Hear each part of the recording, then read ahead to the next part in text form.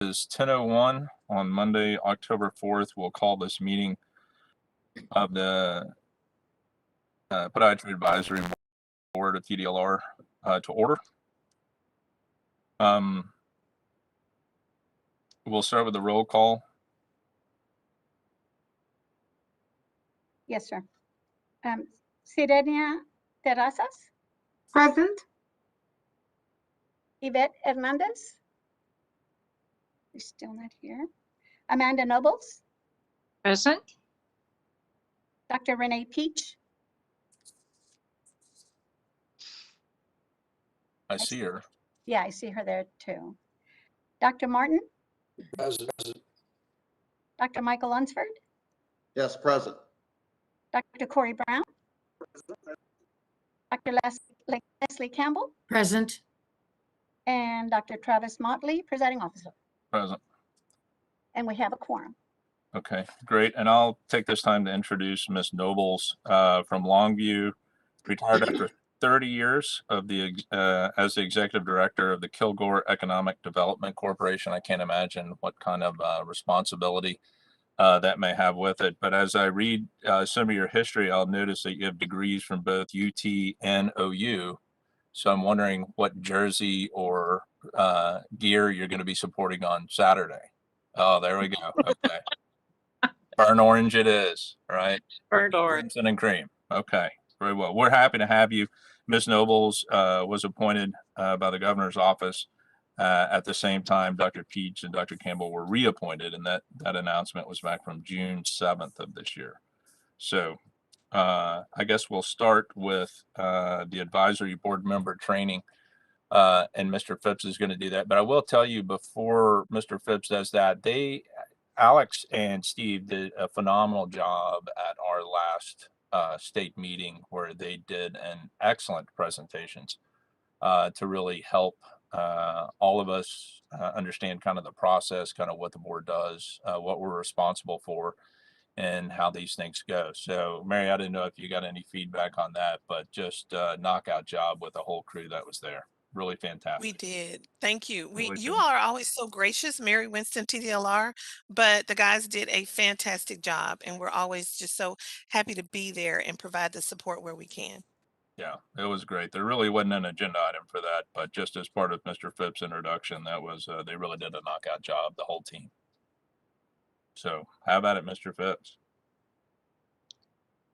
Board members, after all that wonderful talk, I'm sorry, I'm having a little technical difficulty. Could we skip to the next agenda item and I can try and get my PowerPoint to work correctly? Absolutely. I'm sorry about that. Yeah, that was agenda item C, which we will come back to. We'll skip to agenda item D, which is approval of minutes from the December 2020 meeting. I'll take a motion to approve those minutes. Motion to approve the minutes. Second. So Dr. Lunsford and Dr. Martin, all in favor, aye, and raise your hand so we can clarify that. Right? Any opposed, same sign. Okay, that was agenda item D, approval of the minutes. Moving forward, agenda item E is public comment. We had no public comments received prior to this meeting. That'll push us to agenda item F, the staff reports, briefing and discussion. Licensing division, Ms. Hernandez.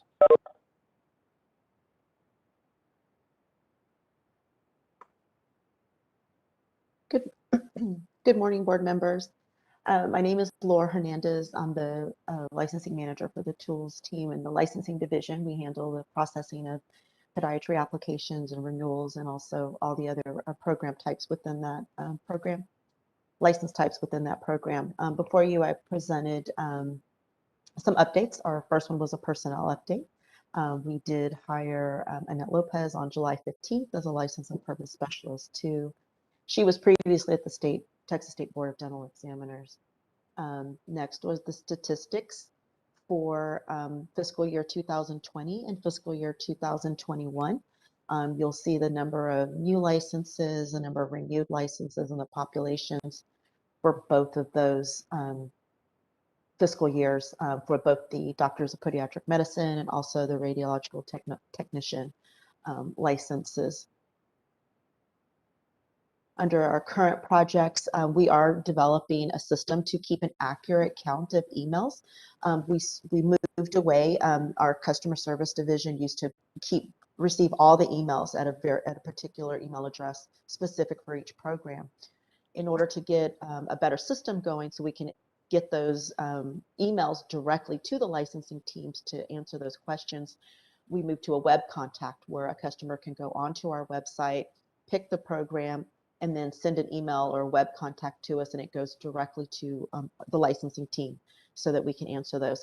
So we're in the development phases of getting accurate counts for each program, for podiatry, for any of the programs that are underneath that licensing team that handles that.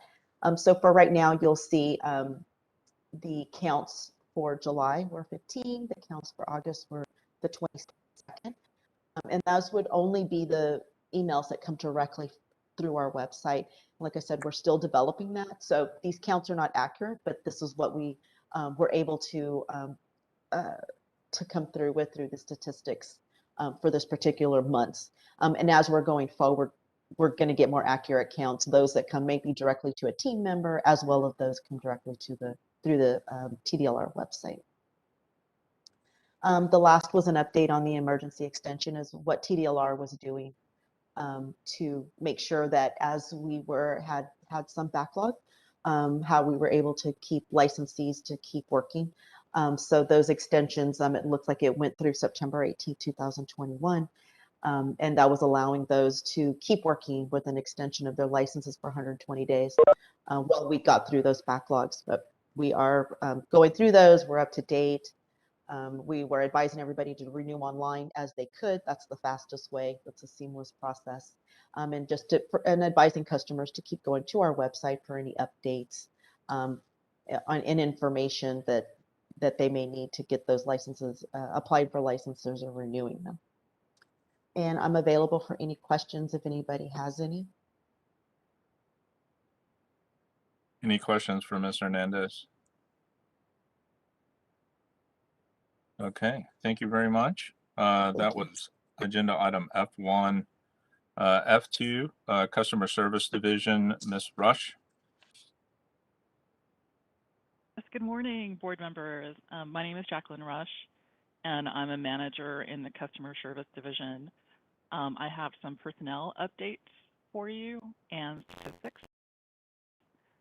Starting off with the personnel updates, after 15 years of service to Tdlr, our Director of Customer Service, Trey Seals, has moved on to pursue other endeavors, and we wish him the very best in his pursuit. The impact that he's had on the division and the agency cannot be overstated, and we will miss him. Tuan Nguyen, who began working in the Customer Service Division in 2014, is the new Customer Service Director. He officially started his role on August 16th.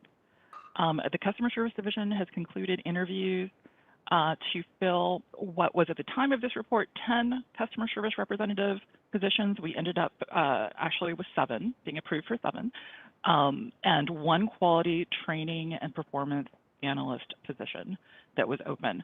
The CSRs selected, and we have hired them and selected 7, are being trained to follow a preset call workflow, use the NICE in contact phone system to take calls. They're trained to update our Dynamics 365 customer resource management system with call notes for each call. They will learn how to escalate customer inquiries that require more research through this CRM to their team leads, and the details they include in these reports help identify recurring pain points that point to process improvement opportunities that we have. CSRs are also trained to use the CRM to send email templates to customers with helpful instructions and links to ensure the same information is being sent to customers and to reduce customer effort in future calls. The quality training and performance analyst will join 2 other QTPAs in creating and producing reports for our division, developing and delivering onboard training for our CSRs, and they will assist with special projects and day-to-day technical troubleshooting. A position to fill a customer service manager position will be coming soon. In terms of our statistics, what we have for you are the fiscal year 2020 and 2021 phone and email statistics.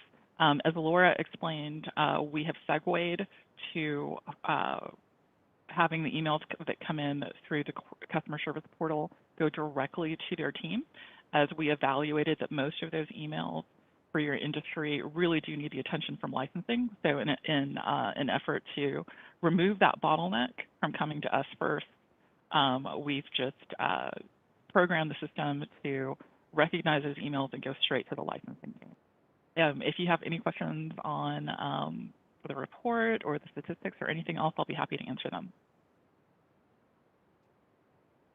Any questions for Ms. Rush? Okay, excellent.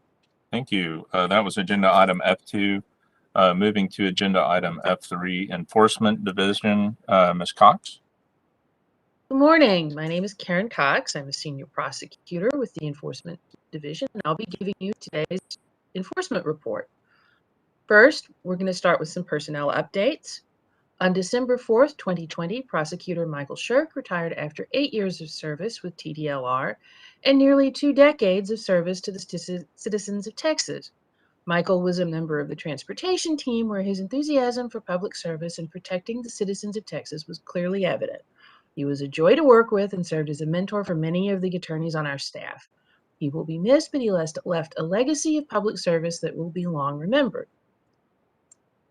3 attorneys, Amanda Barrera, Arusa Nizami, and Natalie Olvera, were promoted to Attorney 3 positions to fill the vacations that were created by the promotions and retirements in the Enforcement Division.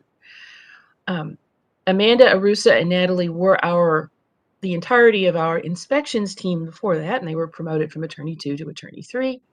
Amanda and Arusa's promotions were effective on December 15th, 2020, and Natalie's was effective on January 1, 2021. On January 4th, 2021, Arthur Aravalo was hired to fill the investigation manager's position. Art had retired from the Austin Police Department after nearly 26 years of service. Since then, he worked for the Travis County Sheriff's Office and more recently served as a captain with the Texas State University Police Department. We look forward to his contribution to the success of our team as we continue to strengthen the Enforcement Division with a staff that embraces our mission and shares our dedication to make a positive effect on serving the citizens of Texas. As I mentioned earlier, we promoted the inspections team, which created 3 new openings, which we filled with Sarah McKinney, Rachel Session, and Hunter McKinley. These 3 attorneys were hired on April the 15th, and they will be working on our inspections cases and our unlicensed air conditioning and electrical cases. On August 1st, 2021, Cynthia Marple was hired as an Attorney 3. She joins Tdlr from the Department of Public Safety's Office of Regulatory Counsel division, where she prosecuted compliance and enforcement cases. Cynthia is a member of the transportation team, focusing on cases related to tow and vehicle storage facilities, driver's education, and motor fuels quality and measurement. And let's go on to some statistics. These are statistics and performance measures for fiscal year 2021 through the end of July. We opened 43 cases in podiatry. We closed 57. We had an average time to close of 313 days.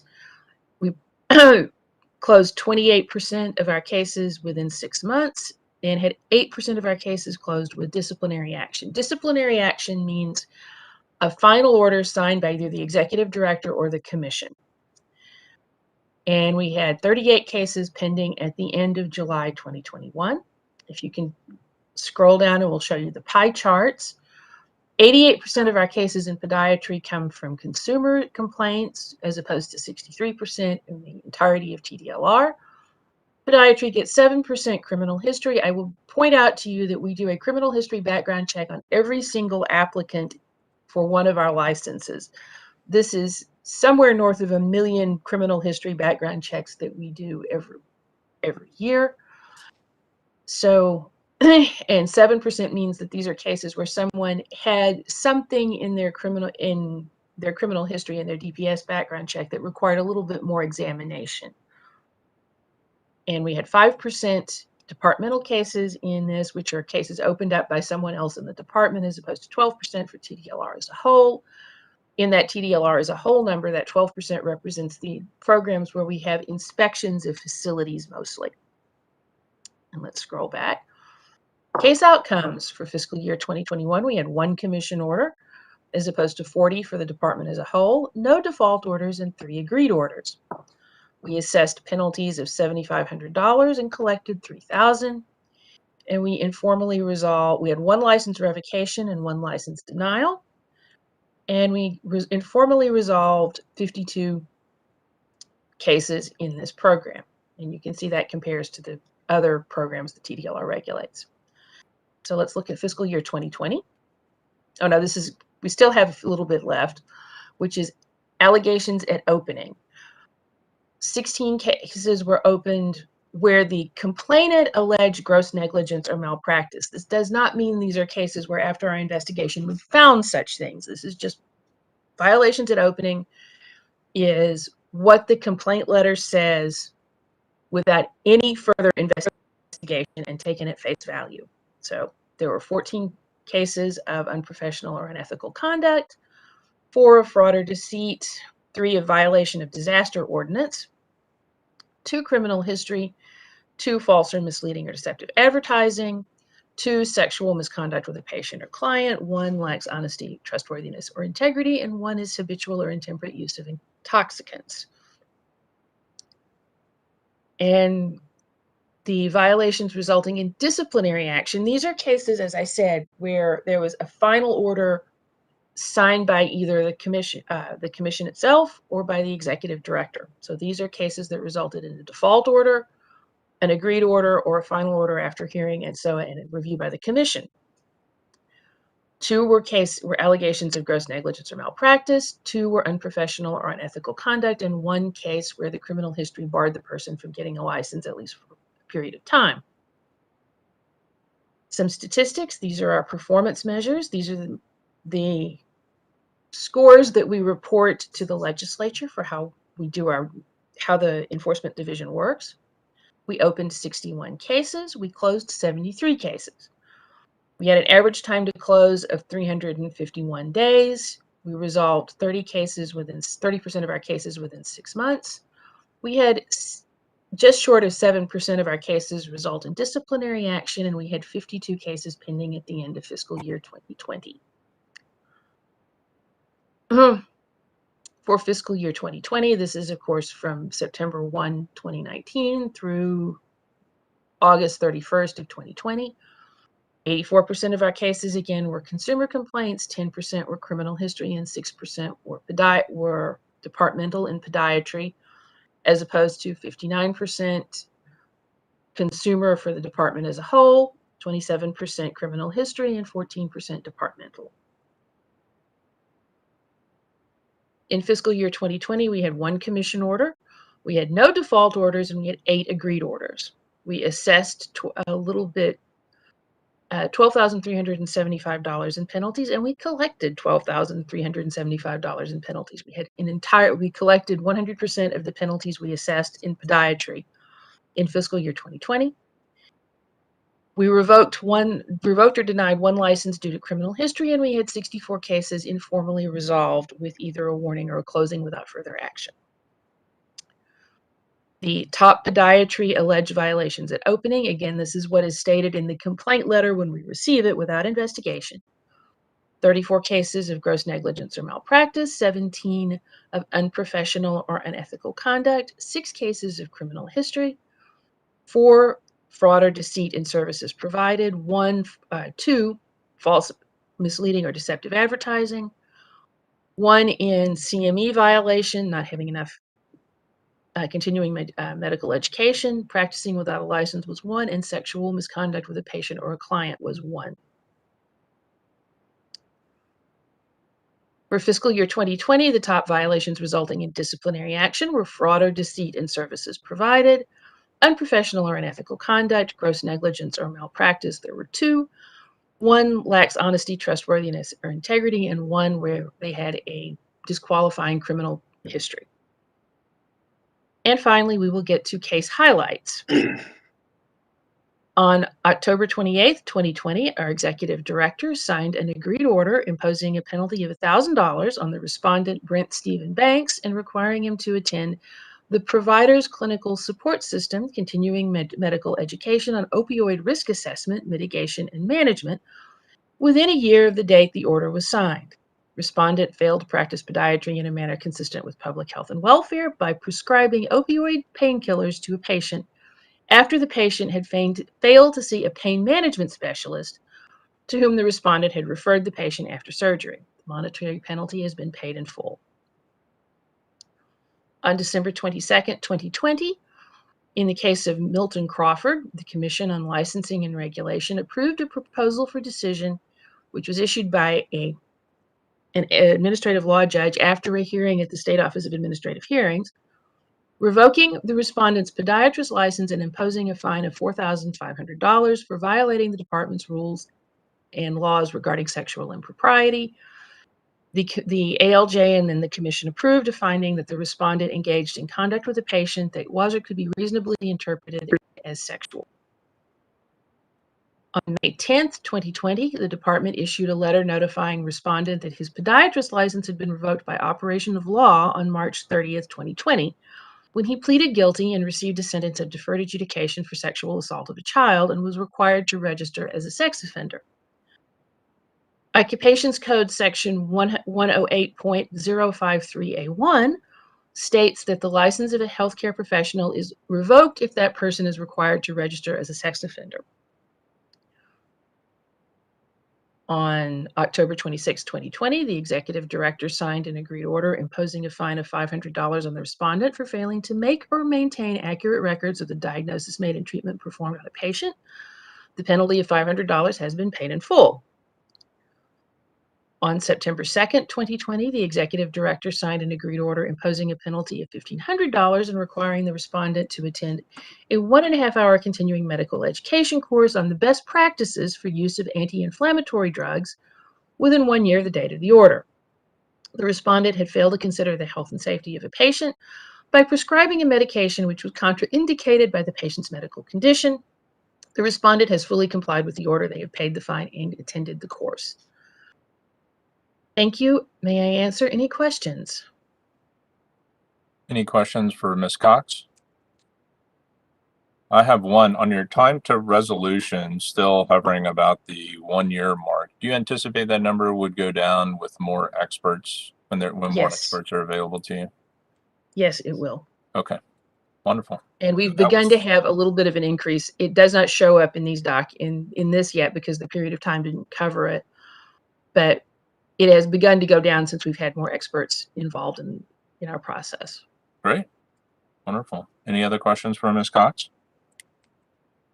Okay, moving on. That was thank you, Ms. Cox. That was agenda item F3. Agenda item welcome. F4, Education and Examination Division. Mr. Strawn. Good morning, Chairman and members. My name is Michael Strong. I'm the manager for our Education Examination Division and here to give you our report today.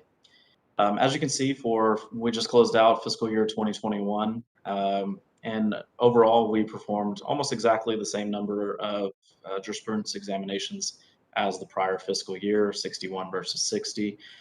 You will see that the overall pass rate is a little bit lower, 60% versus 71%. However, due to the low population of examinations given, just a few exams pass or fail either way can drastically swing that, which is what we see here. Looking at these and reviewing the exam items and questions, we do not see any issues or underperforming items at this time that exist. But as you know, we constantly review items to make sure that they're up to speed, that they're referenced correctly, they are keyed correctly as well. But we always pay attention to statistics like this to make sure that our exams are always performing at the highest function possible. Moving down to our updates. As we continue in our examination process to improve services, to respond to COVID-19 and future pandemics or other issues that may exist, we have begun a rollout for all of our exams that are being provided at Tdlr to offer virtual practical and virtual written examinations through our vendor PSI. We continue to roll out through multiple industries, and podiatry has recently come up and is now available for an e-exam at this time. And what that means is This exam is done virtually the same as an in-person. You have a camera, you're providing your ID, you're being monitored while you're giving while this exam is being administered, whether practical or a written. It's very sophisticated software, and we're very proud of it and very excited for this. It certainly provides additional testing resources. It lowers the wait times a lot of time for individuals to get in, and it definitely increases the ease and safety as people are able to do this from the convenience of their home instead of having to travel across town to another city potentially, and without being subject to being put out potential harm's way with the pandemic and everything else. You can find all of the steps for how to register for this and the same process you always do with the Candidate Information Bulletin, the CIB. All the steps and the information are in there for every candidate, and this option is available to everybody at this time. With that being said, that concludes my report, and I'm open to any questions that you all might have. Wonderful. Any questions for Mr. Strong? Mr. Strong, this is Leslie Campbell, Dr. Campbell. What is PSI? Is that Prometric?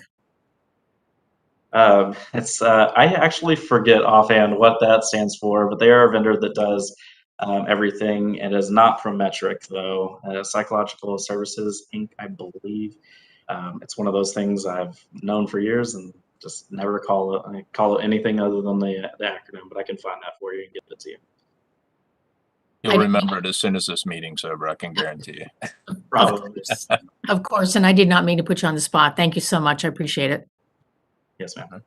Any other questions for Mr. Strong? Okay, that closes agenda item F4. Moving to F5, Regulatory Program Management Division, Mr. Eaker.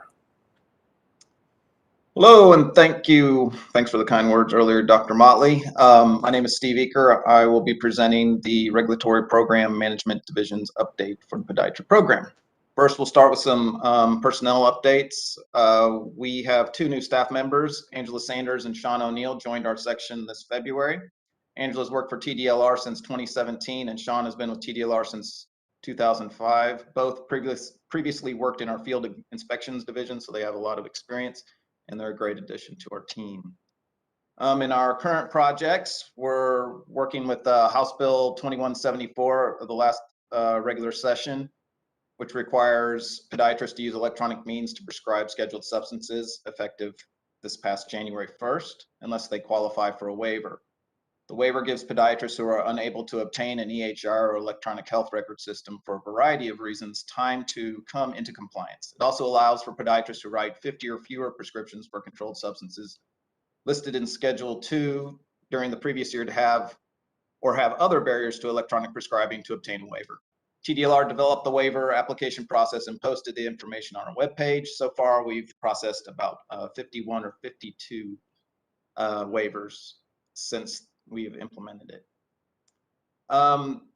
We also continue to fight the opioid epidemic in a lot of ways. We continue to work with the pharmacy board to facilitate registration and educate podiatrists about the prescription monitoring program, the PMP requirements. Podiatrists are now required to query the PMP prior to prescribing opioids, benzodiazepines, barbiturates, and carosoprodols.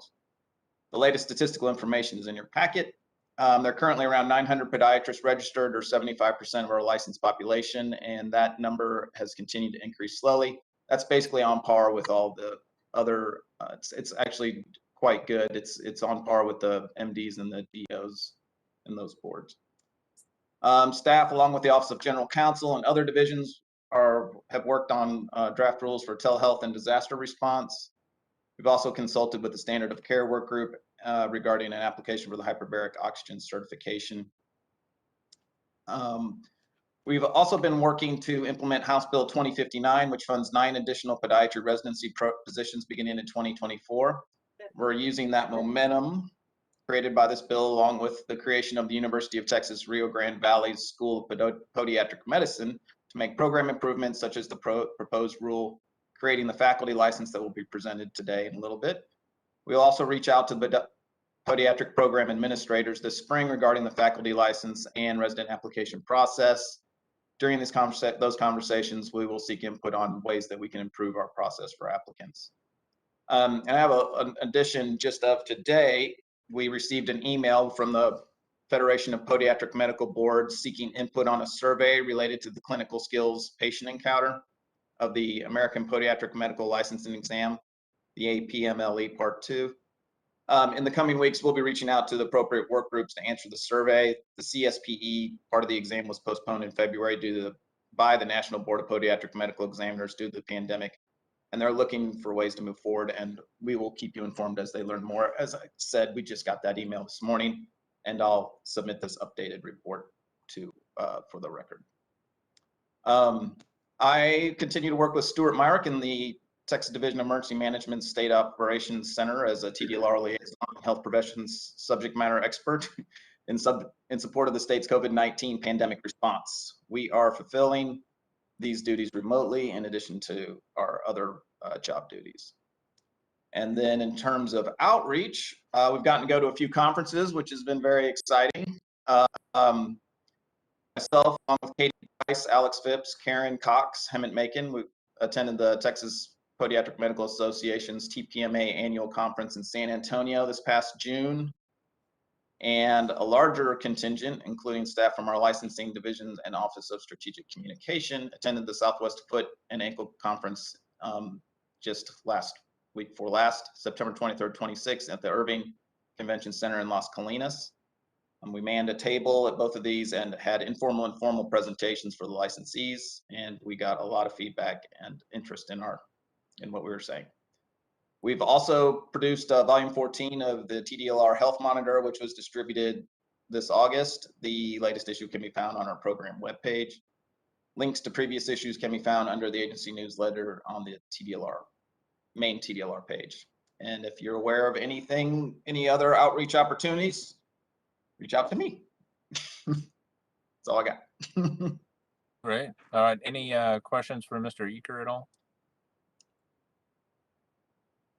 Great job. Thanks, Steve. And can't say it enough. The interaction with the licensees at our meetings is really, I think it's really important, and y'all did a knockout job. That closes agenda item F5. F6 is from the executive office. Ms. Winston. Good morning, board, and all of the public watching the board. I first want to start off talking about our 87th session. And I want to start that by saying thank you to all of our staff who are government relations. This includes Steve Bruno, Jeff Kopus, Jeremiah Kuntz, and leading that group also, we pull her in from General Counsel is Jessica Escobar. I want to thank also other staff. This is really a full court press. And I'm horrible with sports analogies, so that's as far as I can go with that one. But I think that's basketball, right? Because it has a court in it. Okay, so our staff is wonderful. We call on everybody and we all contribute to that, and it helps make a successful session. We followed hundreds of bills, literally, led by Jeff Kopus. He is like the whisperer of locating every bill that he thinks, and typically he's correct, will affect our licensees and the agency. Our session was a good one. Started out slow. Everything is different now for the time being, or just brand new, but it picked up quickly, and we did have a lot of bills that did affect us that went through. Number one was our sunset bill. It's been a while since we've seen each other, even virtually, but before that time, the sunset staff was coming in and watching how we work and what we do, and some of our legacy programs. So our newer programs weren't brought into that review. However, in looking at part of Tdlr, you really look at all of it. And consequently, they found that we did a pretty good job. They found that there were several things that we can improve on. And we really do take constructive criticism well. So because of that, HB 1560, which we call our sunset bill, does allow us to continue in existence until for 12 years. It could have gone different ways. This whole sunset process came about by the legislature, was brought about by the legislature to see if state agencies are still necessary, are still doing their jobs, and are still doing a good job. We at TDLR strive to do that good job, and the legislature agreed. Also in the session, we got funding for our Texas licensing system, the TLS. Currently, we operate on 8 or 9 disparate systems. Doesn't mean that we don't use them, but it means that different staff has to learn 2, 3, 4, 5, 6, 7, 8, 9 systems. And it just takes us more time to process. When we can incorporate all of these into one system that talks to each other, right? These disparate systems work independently, but in that technical way, they don't speak to each other, so they have to be done separately. But we receive funding for the second level to continue this process, so that's really fantastic news. We also had a lot of other activity in the session, and that included our ability to continue to meet virtually as an advisory board. Not that we will always meet virtually, but it allows us to continue the process of meeting virtually, which is going to cut down on cost and time. I know everyone is very busy. I see people are calling in from their practices. I really appreciate that. And it allows us to have this wonderful quorum without taking so much out of your day to get here and still to be beneficial to the state of Texas. So, bill implementation. Once we finish with our legislative session, we have new bills.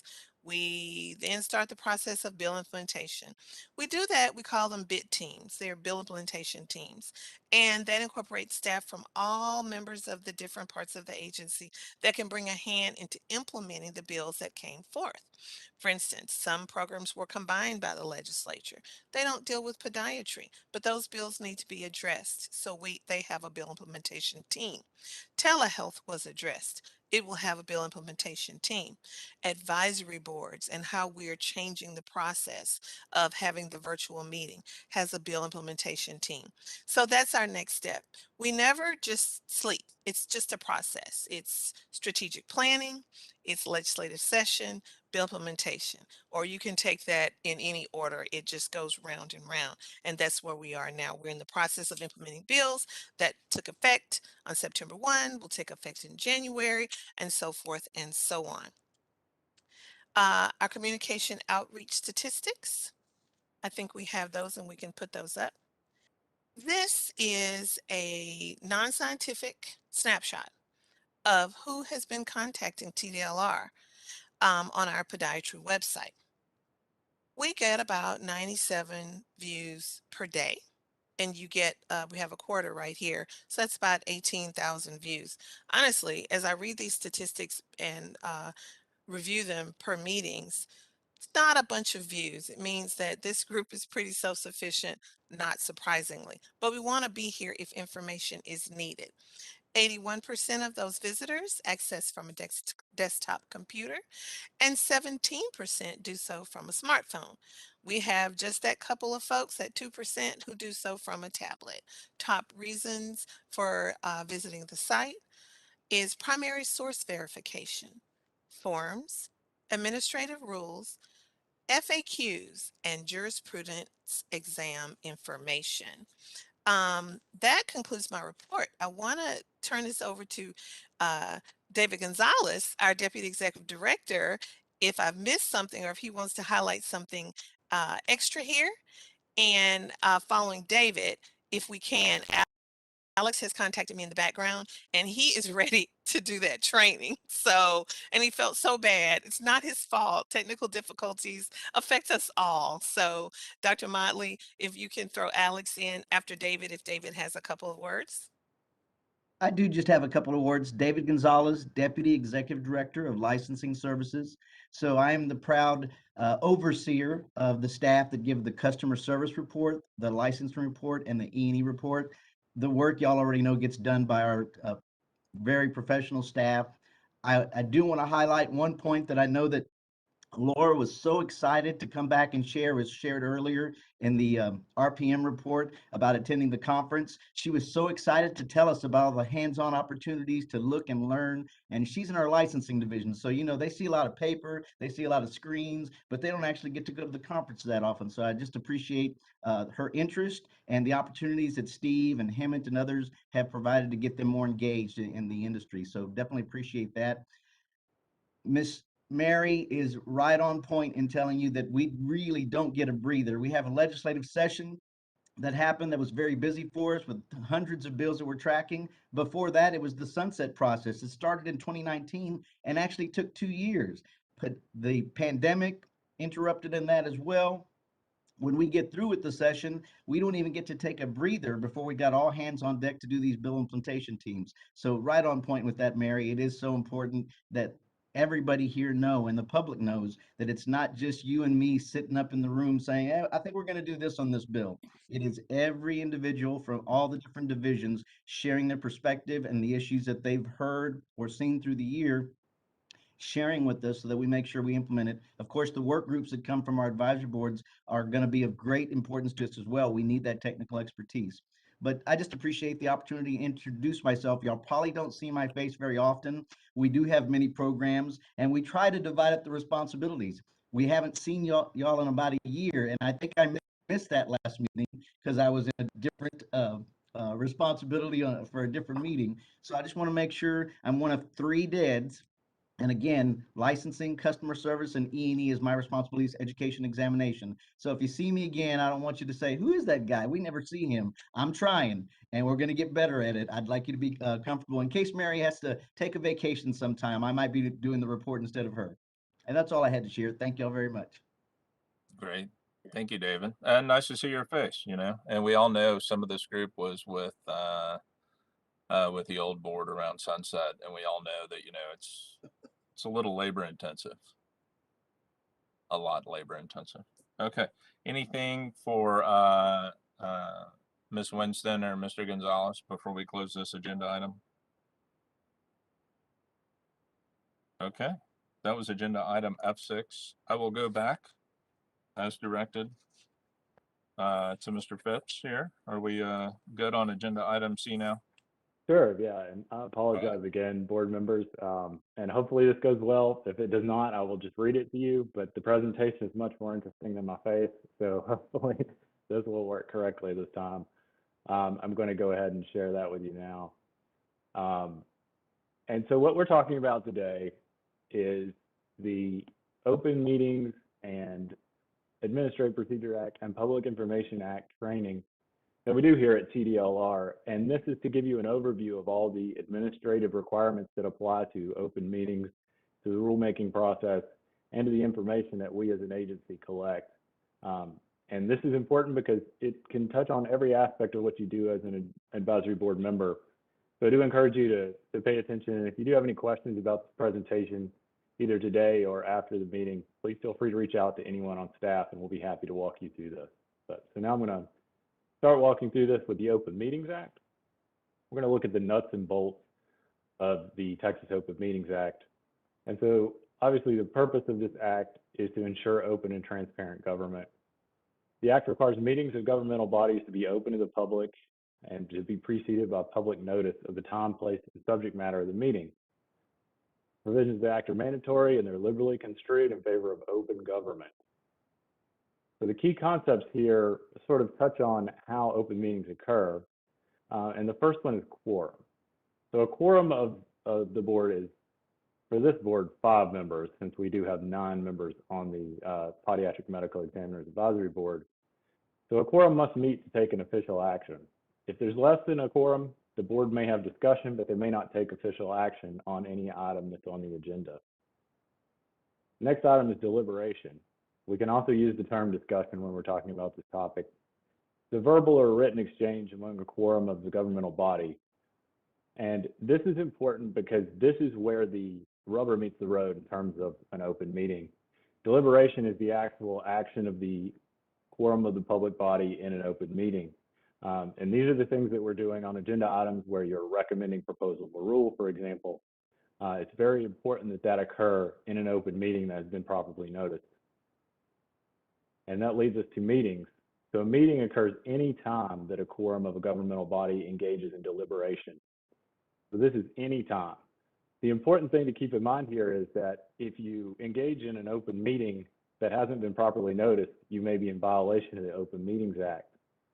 So it's very important to always be thinking about having a quorum and engaging in deliberation, regardless of if you're in the video meeting that we've provided for you, or you're here at Tdlr's offices, or if you happen to be somewhere else in the state of Texas or anywhere else.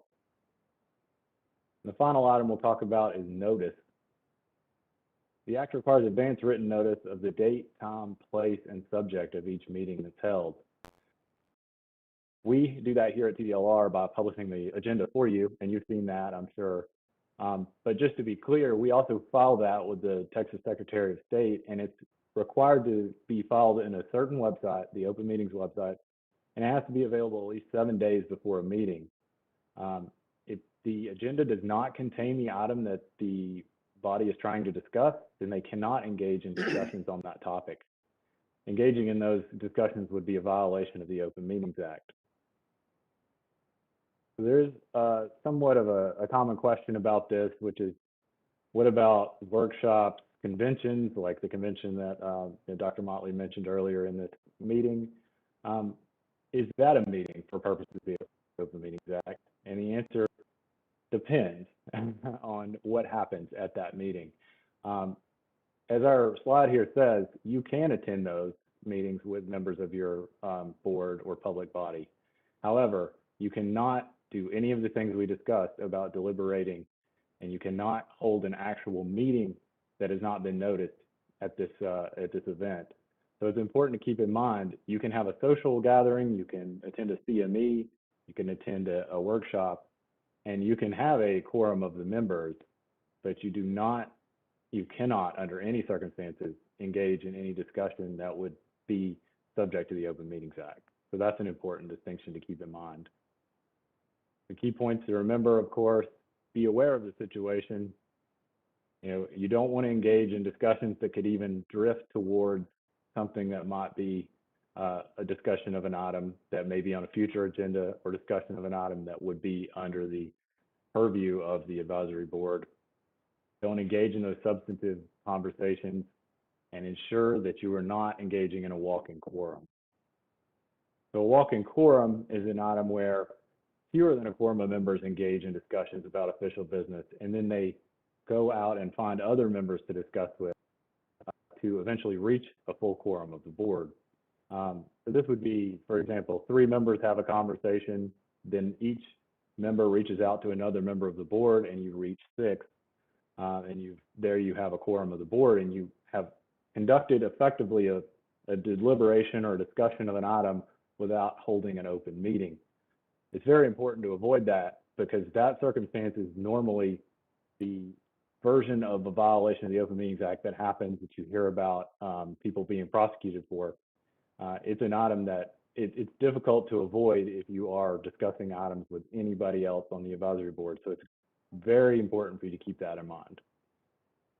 We have an example here. Obviously, this is a smaller advisory board, but that still illustrates the point. If you're exchanging phone calls, emails about your thoughts, and then someone reaches out or forwards the exchange to another member, you've engaged in a walk-in quorum. And it's very easy to do this. So it's important to keep that in mind. And if you have any questions, as I mentioned before, feel free to contact staff and ask us if this is appropriate to do, and we'll be happy to talk you through that. So examples of places where walk-in quorums can happen, as we mentioned before: conferences, video conferences, hallway discussions, emails, text. There are so many different technologies these days for you to interact with your fellow board members. It's very important to be cognizant that anytime you're communicating, you could be engaging in this behavior. It's not specific to the actual venue, it's specific to the communication. So that's an important idea to keep in mind. The best practices, meet in small groups. That's a dangerous thing to do. Make sure that you talk to Tdlr first. We can set up some sort of work group or some sort of meeting that would be appropriate, or we can informally, share drafts and things like that with multiple members of the board. Please don't take that on yourself to do because you could walk right into a walking quorum. Sending emails and text messages to a quorum of the members, that's a dangerous thing to do as well. Social media, I don't know how active those of you on the advisory board are on social media, but that is another area where you could easily find yourself in a walking quorum if you're exchanging thoughts on an item or, sending comments or direct messages back and forth. And then asking, for feedback or comments. That again can kind of directly into the concepts that we're talking about here today. So just to give you some guidelines for open sessions, you're limited to discussing the specific items on the agenda, and that's the agenda that we had posted for you 7 days in advance. During the public comment period, members of the public are given an opportunity to speak, but of course we can set reasonable limits on that to maintain decorum and to keep the meeting moving along. And a member of the public or a member of the board can raise an item that's not on the agenda, but the discussion must be limited to adding that to a future meeting's agenda item. And we do have an item on our agenda specifically for that. So if you do have that issue in a meeting, we set that up for you by making sure there's an item for that. So best practices, limit discussions to specific agenda items, avoid allowing discussions going far afield from the specific agenda items. And that is, that can be difficult to do, but just keep in mind, you do need to constrain yourself to what was provided to the public. And the goal is to make sure that the public knows what's going to be discussed. Don't respond to or discuss issues that are raised during public comment that are not on the agenda. That again can be difficult, but just keep in mind, it's only appropriate to talk about adding that to a future agenda. And identify items to staff, because again, we can assist. We can also informally gather more information and come back and address the issue, or we may know the answer and we can reach out to you after the meetings and just provide you with the information you need. So there are civil and criminal penalties for violating the Open Meetings Act. So it's very important to keep that in mind. The civil penalties are not criminal charges. But you can have the actions that the board took or the commission or whatever the public body is. It can be, voidable, and that means that we need to go back and readopt the rule or redo the action or reimpose the sanction, and that can be a massive problem, especially if it's a rule or an issue that was very important to address in a timely manner. The criminal penalties, which are, you can be charged with a crime, you can be fined, or you can be imprisoned for this. And that's very important to keep in mind, primarily around the walking quorum. And you definitely don't want to be charged with a crime for serving the public on an advisory board. So please keep this in mind whenever you're serving us and doing your duties. So again, best practices, avoid communications that involve a quorum, make sure you're not talking outside of meetings, and confine your discussions to the appropriate topics on the agenda. We do have some resources here. I know you're not going to write these down, but feel free to reach out to us and we'll send them to you. And now I'll talk about the Administrative Procedure Act, and this is the body of law that generally governs contested cases and rulemaking. And for purposes of this meeting, rulemaking is going to be our main focus. But this is a body of law that covers all state agencies, not just Tdlr. And it ensures that we all follow a somewhat standardized process for rulemaking. The rule is a statement of general applicability made by a state agency that implements, interprets, or prescribes law or policy, or describes the procedure or practice requirements of a state agency.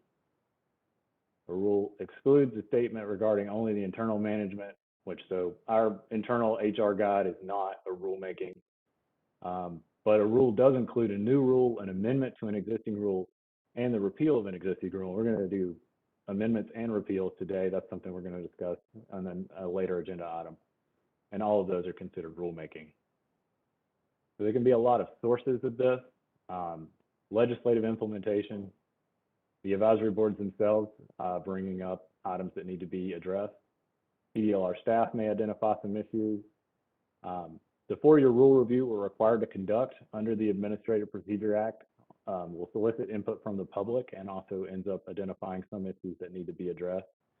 And we can also receive a rulemaking petition from an interested party requesting that we do engage in rulemaking. The rule petition is limited to a certain set of people. So interested person is a defined term.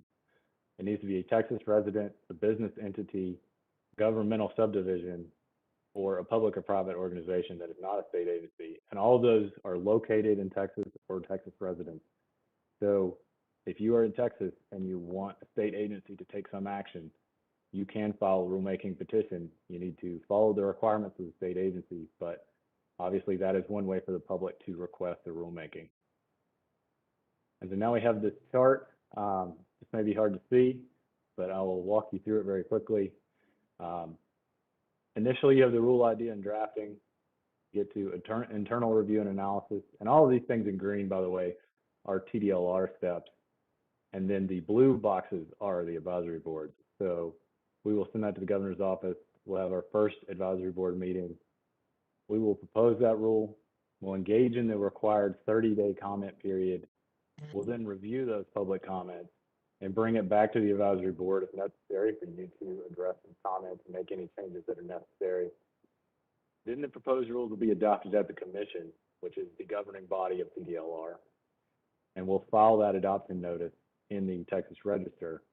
And then finally, the effective date of the rules will kick in. So that is a lot of steps, but lots of them are managed internally by Tdlr. So the advisory board really only needs to worry about reviewing the comments and the substance of the rules when they are being proposed.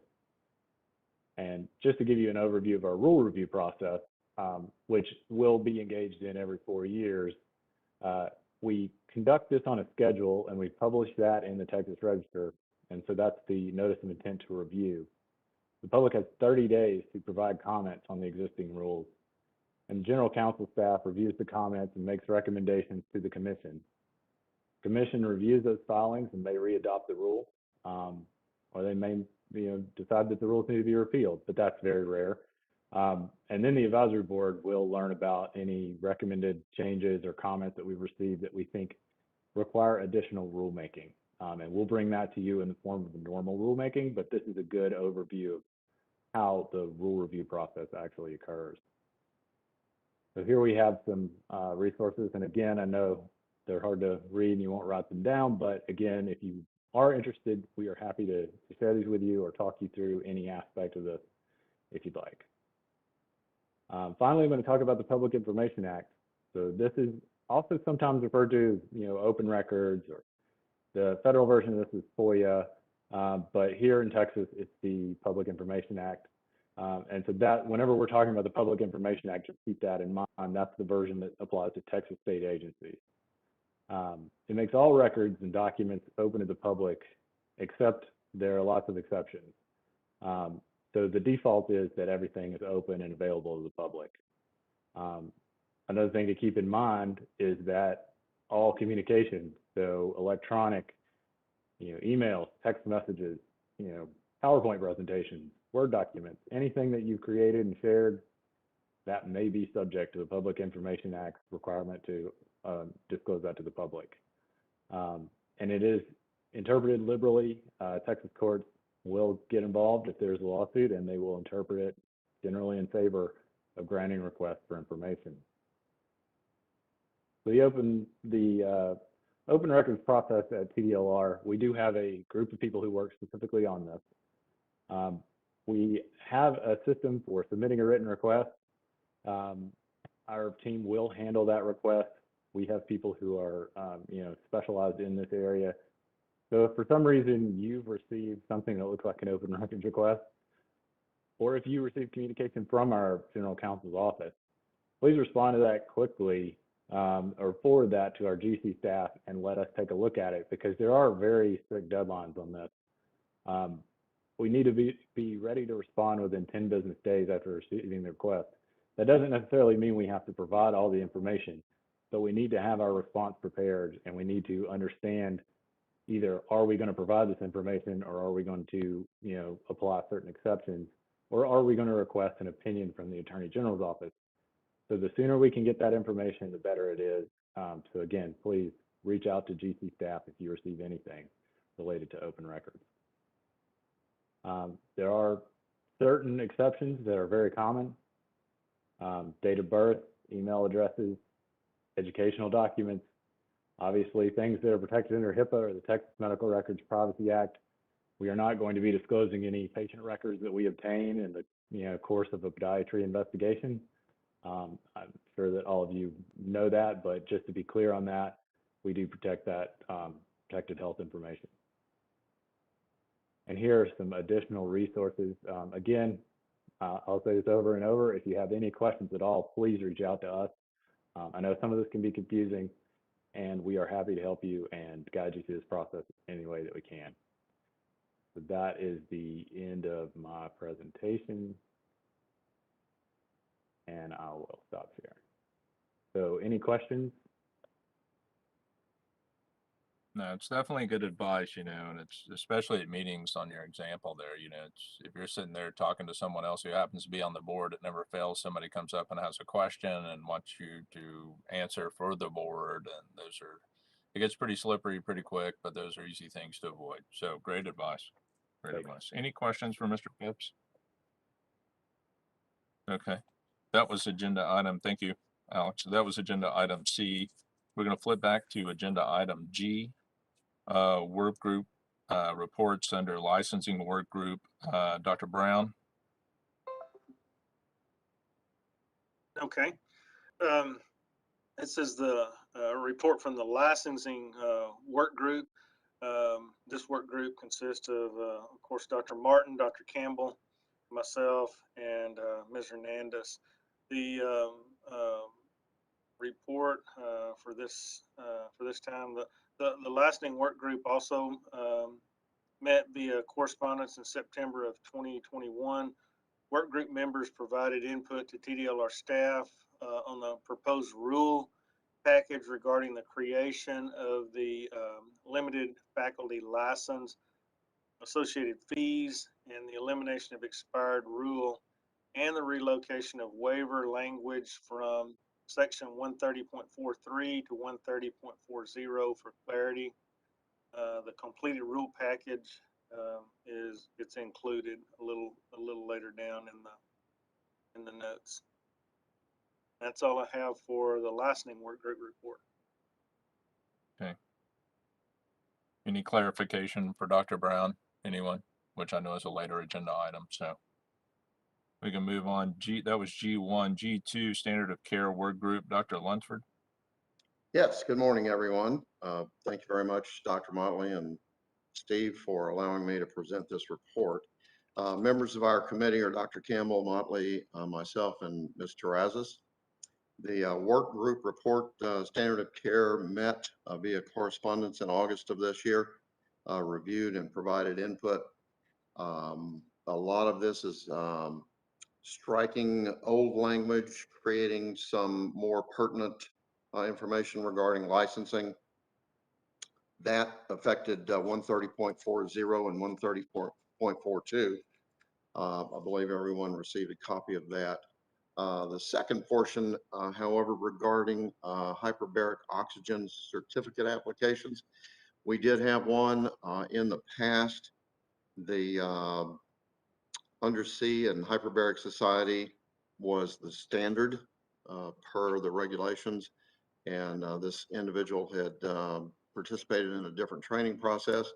Over the years, I think and the information that he submitted obviously prompted us to look at that more closely, and as a result, looking for equivalency rather than being such an isolated circumstance was the goal there. That one is still pending.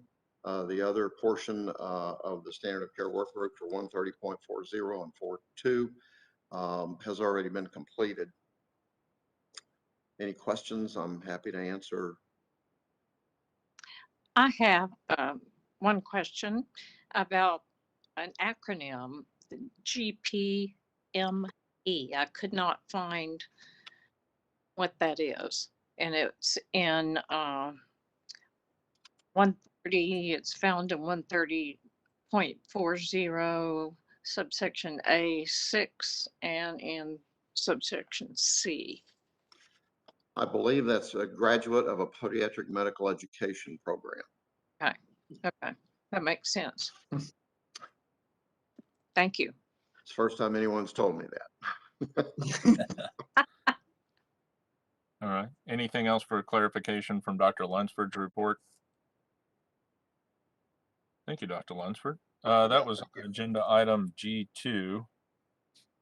Next is agenda item H regarding possible recommendation on the proposed amendments to existing rules 130D, 130.40, and 130.42. Mr. Phipps, do you want to take that one, please? Yeah, absolutely. And advisory board members, just to be clear, Gpme is, graduate for podiatric medical education. That's what that acronym is. It's defined in our definition section 130.2. So just to address that little question, and if anyone has any questions about those acronyms, feel free to reach out to staff. We're happy to help. But to go back to the pertinent agenda item, today staff has a package of rules for you. I'm going to give an overview of the package and then walk through each of the specific sections in turn. And that way, if you do have any questions about specific sections, we can talk about that. But just to give you a 10,000-foot overview, we are talking today about a group of rule changes that are primarily focused on creating a limited faculty license type. However, we're also harmonizing waiver provisions for licensure between the full and provisional license types. And we're repealing an expired transition rule for license fees. Today, we're going to be talking about section 130.40, 130.42, 130.60, and 130.61. As a background here, again, we are talking about the limited faculty license type because there is going to be a School of Podiatry in Texas, which is a big development. And this has been in the occupations code for some time. There was a provision that allowed the former board to adopt this kind of license type, and it still is in place, and Tdlr can use that as well. But it wasn't necessary because there was no podiatric school here in Texas.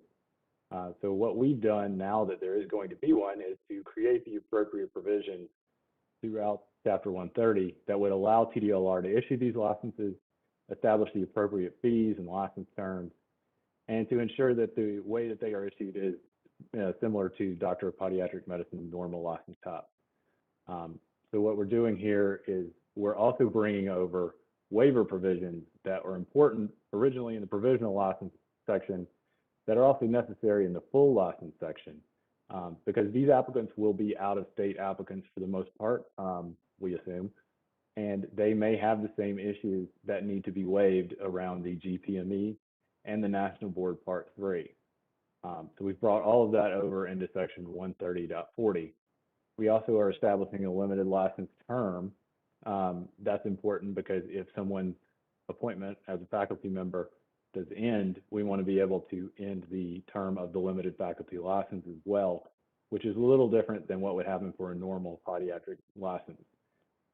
Finally, we do have a rule that expired last year in August of 2020.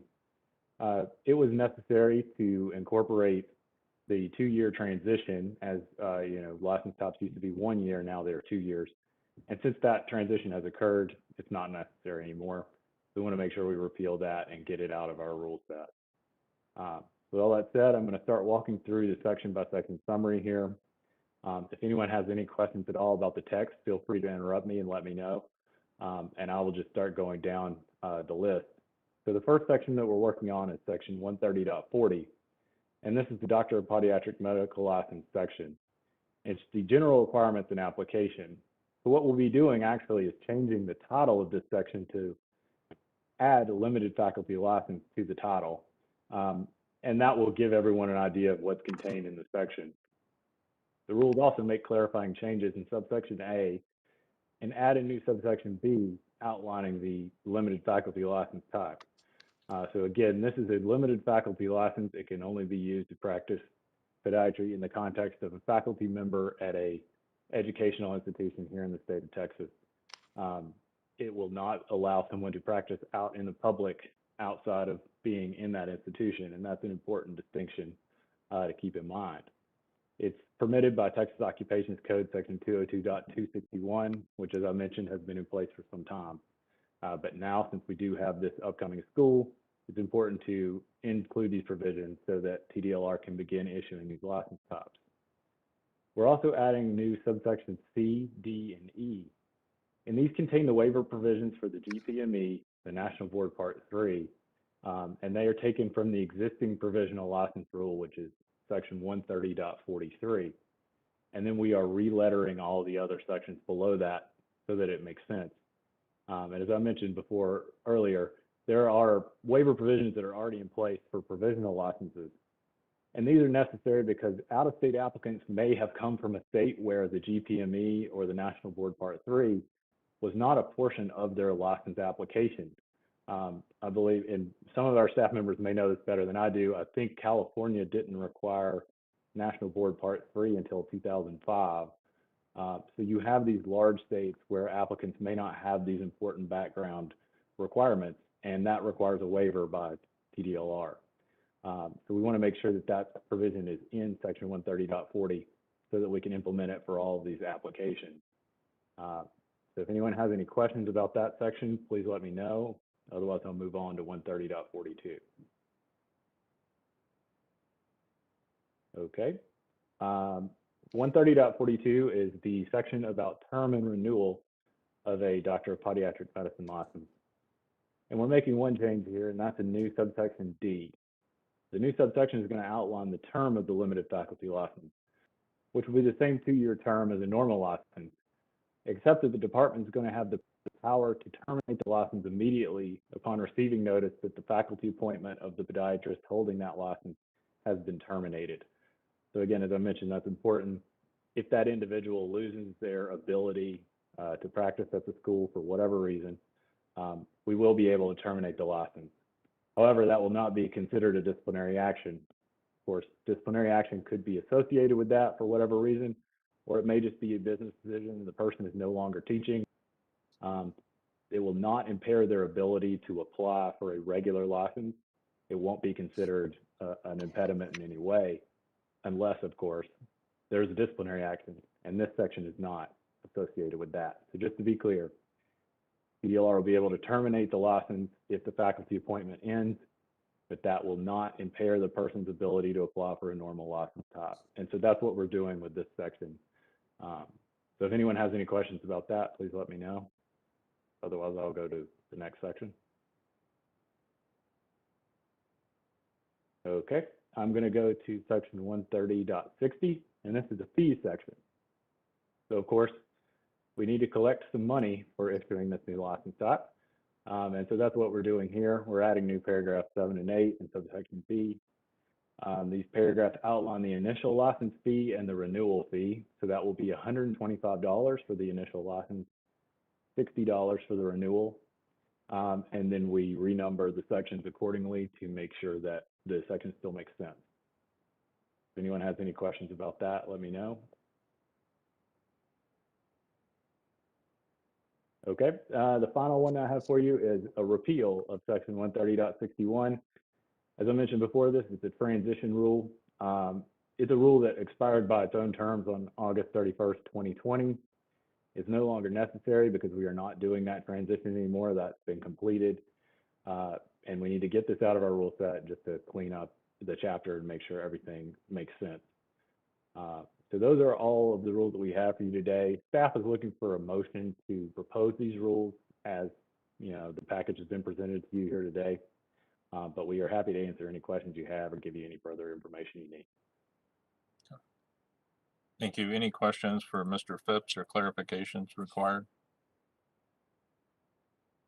Okay, Mr. Phipps, is this easier if we chunk this up into 4 motions or one sweeping motion? It's kind of dealer's choice here. If you want to list all 4 of them and ask for a motion on them, I think that would, you know, kill 4 birds with 1 stone. Yeah. But, you know. Let me do it the way that makes most sense in my head. So if it's okay with you, sir, the first one would be repeal of 130.61, which expired. I'll take a motion on that. I move to adopt. Second. Okay. So we have Dr. Martin and Dr. Lunsford, all in favor. Hand up so we can see it on the TV. Fantastic. Any opposed, same sign? Okay, so that carries. That was again, the first motion there was 130.61 repeal of old language there. And then I'll lump the next three together. So this includes 130.40, which was the limited faculty license and the waiver in part 3 of C, D, and E. It also includes 130.42, which is the termination of a limited faculty license. And it also includes 130.60, C7 and H, so initial 125 application and $60 renewal. So that includes 130.40, 130.42, and 130.60. We'll take a motion to approve. Okay, Dr. Martin. And a second? Okay, Dr. Campbell. All right, all in favor, aye. Hands, please. All right, any opposed, same sign? Perfect. Okay, was that clean enough, Mr. Phipps? Absolutely. Thank you very much, board members. Yes. Yeah, had to kill the first one to make room for the others, right? Okay, those motions carry. Thank you very much, everyone. So that was agenda item H, which takes care of almost everything here. Agenda item I, recommendations for the next board meeting. Anything, if you don't have anything now, certainly let Delia know. We'll get a list going. Things we might need to clean up in the future, things that need clarification. My guess is, depending on the COVID, how it keeps going, the different varieties, what we need to do with online versus in-person learning, that always seems to be a very common question. So I'm willing to bet that's probably going to need a spot on our next agenda items moving forward. Any other suggestions? Dr. Martin? Yeah, I had a question. I probably need the input from Steve Eaker on this, and that is we may have other learning programs for podiatry x-ray that are out there, and I wanted to know if we need to address further what we would see as adequate training for online courses. Right. I think that's something a work group could take up. I've reached out to is it the Podiatric Medical Assistant Association or something, for curriculum so that we could approve, so we could take a look at it. I've reached out to them several times. They've said they're going to send it to me, and then they have not. So I'll just keep pinging them and try to get that information. But yeah, we can definitely work on that. Okay, great suggestion. Thanks, Dr. Martin. Anything else for future agenda items? Well, I think we have something in place regarding this hyperbaric scenario for now, but at some stage, I think we need to make that official change, not simply requiring the undersea, but the equivalent courses. Okay, great. Thank you. That's 3. Okay. Thanks for volunteering to take that, Dr. Lunsford. I appreciate your volunteering. It's really strong work. Volunteer a lot. It's all good. Really, that a way to be a leader. That's awesome. All right. Anything else? So those 3 items that we'll move to proposed agenda items for our next meeting. As far as date, time, and location, we'll poll like we do every time, make sure we can accommodate as many scheduled requests as we can. Ideally, in my mind, it'll probably be online. Again, it's just a lot easier. Everybody's busy. It doesn't make these so imposing and catching flights and all that stuff. So it's really beneficial, especially since we don't have any appropriations to have these meetings. So it works really great for us, I think. From a personal point, I see some thumbs up. So that's a good thing. It makes life easy. Other than that, I don't think I missed any agenda items. That was agenda items I and J. Agenda item K is adjournment. So without any further comments, we're adjourned at 11:20 on Monday, 10/4 from this TDLR meeting. Thank you, everyone. Thank you.